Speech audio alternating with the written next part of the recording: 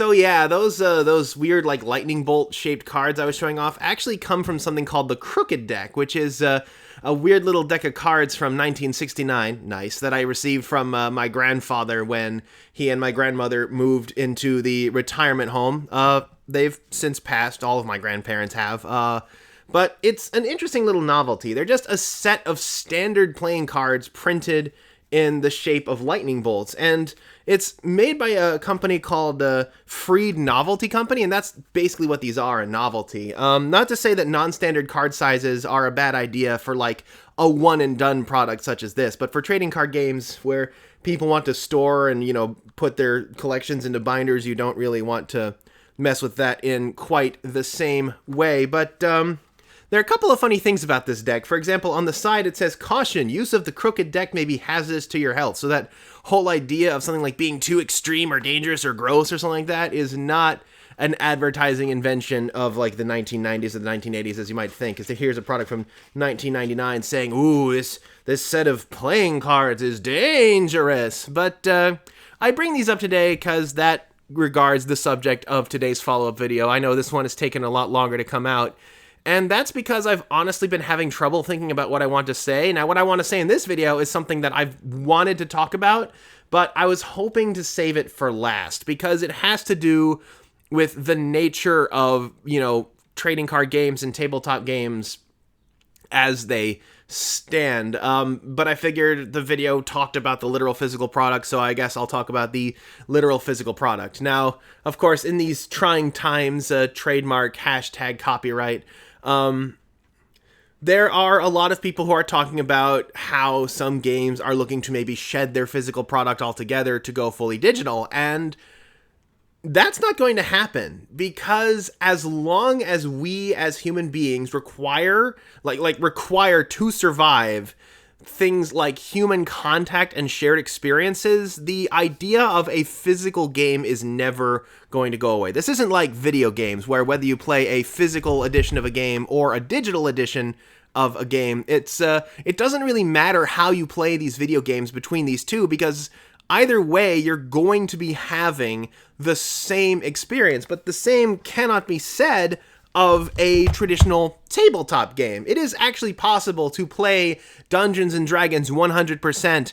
online, where it automates everything from the maps to the dice rolls, but people, they still buy the books. They still like to roll the dice in person. Like I'm DMing a Curse of Strahd campaign right now, hence all the nice flappies throughout this book here. But even though I'm doing it over Skype right now, there is still that desire for us to get together and have an in-face event. In fact, our next session is going to be face-to-face. There is still something to be said about people actually getting together. And the example I like to use is the Super Bowl. I mean, thanks to the television, we don't actually have to be at the Super Bowl in order to watch it. But given the choice between watching it with a bunch of friends over a Zoom conference or, pooling some money together, grabbing a few cases of soda and beer and a big old bucket of wings and pizza and watching it from the same couch, I can tell you overwhelmingly which experience most people will prefer, myself included, and I am crazy introverted. But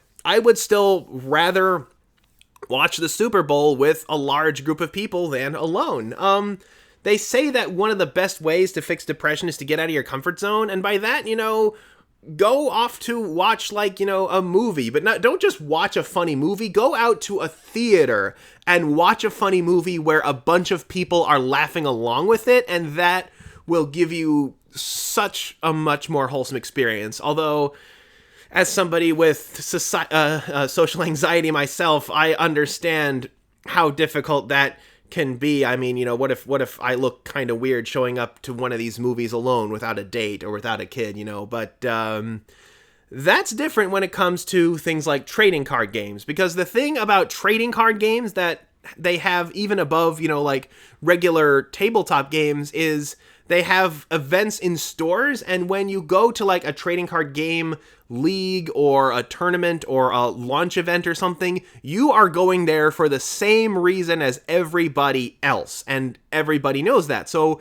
it's a whole lot easier to break the ice with strangers and things like that. And like I said, people need human contact, and physical tabletop games are just the perfect machine to make that happen. Like, in the itch.io Black Lives Matter charity bundle, which I bought, there was a source book for a game called Costume Fairy Adventures, which looks like it's a lot of fun if you're the sort of person who likes to have like really funny Dungeons and Dragons session. It's basically that distilled down to its essence, but it actually has like a whole chapter dedicated to, you know, preparing for the physical element of the game, and they have a picture of a bunch of people playing the game, but they've all, you know, brought some different like homemade snacks or something like that, you know, to bring me back to that Super Bowl analogy from before. It's the same thing. It's that social experience. And like I said, there have been rumors that because of, you know, the problems in the world right now, that games are thinking of, companies are thinking of, you know, shedding their physical trading card game product in favor of just moving fully online. And for the reasons I've stated before, that would be a mistake, because that would be getting rid of like a several decades old, if not hundreds of years old model in the form of like, you know, tabletop games like Dungeons and Dragons or like Monopoly or other board games or stuff like that. Shedding something that is never going to go away as long as human contact is a necessary thing because of a 1-year speed bump is just foolish business practice, in my opinion. If any game actually tries to go through with moving to fully digital, that's not really going to happen. I mean, heck, even Hearthstone has physical meetup events. There's a Microsoft store in my mall that hosts physical Hearthstone meetups, and that is a 100% digital game. It's madness. But like I said, tabletop games are never going to go out of fashion. The physical games are never going to go out of fashion. You go to any store that has a toy section, and usually the most tightly packed and well-populated section you're going to find are going to be the board games, the card games, with an additional section up at the front for just the trading card games.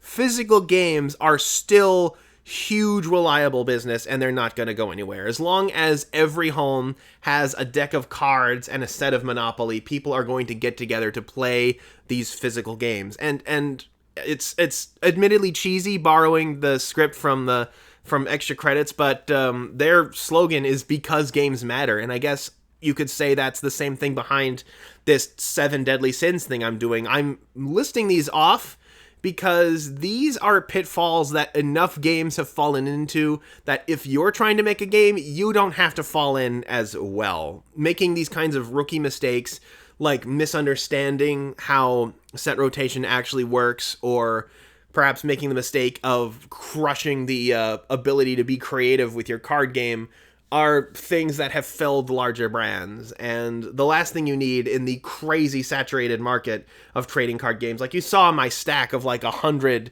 different trading card games from both the recent video and the originally where it originally came from, what I originally filmed it for, the Redemption video, that was a stack of over 100 different cards from different card games. And that's not even all the trading card games I own. I actually found some more that I had later, and that's definitely not all of the trading card games that have been released. Those are just the cards that I have. I have like a big old archive of old trading cards in my bedroom. I go over them, I research them. It's why I'm bringing them up as examples. Although for the Unmixable Attributes one, I kind of wish I'd brought up a certain franchise that has had a number of games connected to it, but I think it'll be better because it's going to be the main focus of episode 5, although episode 5 is proving to be a bit of a tricky one. I mean, there's the obvious thing where it's like, you know how video games made for movies tend to be crap because of their rush development cycle and poor mechanics and stuff like that. Well, a card game based on a movie is the same way. Let's move on. But it's going to turn into a larger discussion about licensing. So I'm looking for testimonials on that.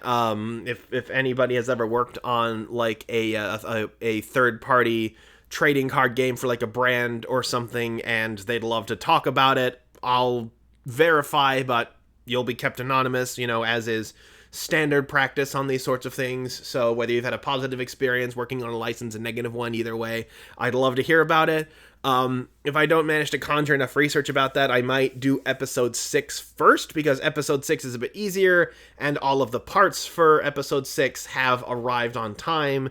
So we're just going to take a look at that. And like I said, my invitation to offer feedback on your game is still available. If you want to, I don't know, email me your rules or load up a package with some cards you have and send them off to me, I'll at least give feedback, and if I like it, I'll do a video on it. So I should probably do some videos on some general card games anyway, to analyze what they did, what they do right, what they do wrong, why they might have failed. That might be something fun to do in the meantime, or once I finish all these 7 Deadly Sins. But, well, in the meantime, stay safe, stay healthy, and this is Kodak signing off.